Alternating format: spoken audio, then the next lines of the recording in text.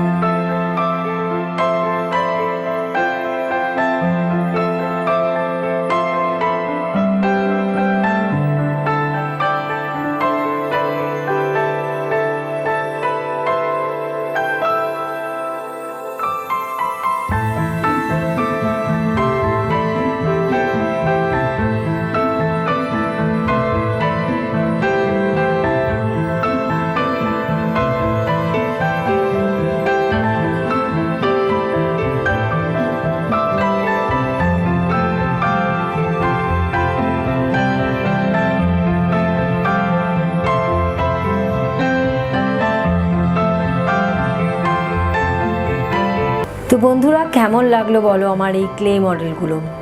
আশা করি ভালো লেগেছে। তাহলে বুঝতেই পারছো এই বোতলগুলো, রঙের বোতলগুলো কিন্তু আর ফেলো না।